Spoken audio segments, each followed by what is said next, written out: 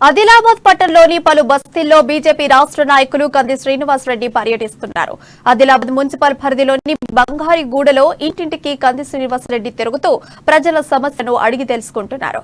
ఈ సందర్భంగా కేఎస్ఆర్ ను కాలనీ వాసులు శాలువాతో సత్కరించారు.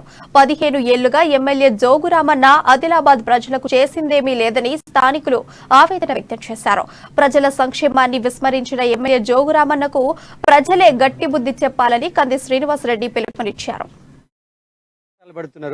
జోగురామన్న డబుల్ బెడ్రూమ్ ఇండ్లు ఇప్పిస్తా అని, ఇంటి జాగాలు ఇప్పిస్తా, పట్టాలు ఇప్పిస్తా అని ప్రజల్ని మభ్యపెట్టి, ప్రజల్ని మోసం చేసి, కుట్రతోని కళ్ళు సీసాలు పంపించి ఓట్లు వేయించిండు. ఇక్కడ జోగురామన్న మహిళలందరూ అంటున్నారు, పోయినసారి జోగురామన్న డబుల్ బెడ్రూమ్ ఇల్లు ఇస్తా అన్నాడు, మాకు ఇంటి జాగాలు పట్టాలు అన్ని లోన్లు ఇప్పిస్తా అన్నాడు. అన్ని తప్పుడు హామీలు, దొంగ హామీలు ఇచ్చిండ్రు.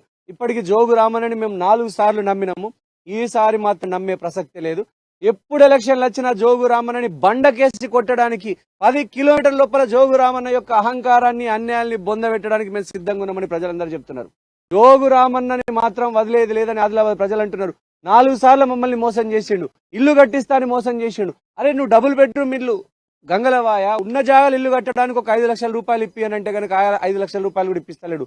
ఒక్కొక్క మనిషికి జోగురామన్న 5 లక్షల రూపాయలు తక్షణం విడుదల చేసి వాళ్ళ ఇంటిని కట్టియాల. నిరుద్యోగులకు నిరుద్యోగ భృతి ఇస్తాడు, అది కూడా లేదు. అనేక మందికి బంగారుగూడలో పింఛన్లు వస్తలేవు. ఆ పింఛన్లని తక్షణం వికలాంగులకి, వితంతువులకి, భర్త లేని ఒంటరి మహిళలకి తక్షణం పింఛన్లు ఇప్పియాలి. విద్యార్థులకు, చదువుకునే విద్యార్థులకు స్కాలర్షిప్లు వస్తలేవు, తక్షణం స్కాలర్షిప్లు విడుదల చేయాలని డిమాండ్ చేస్తున్నాం.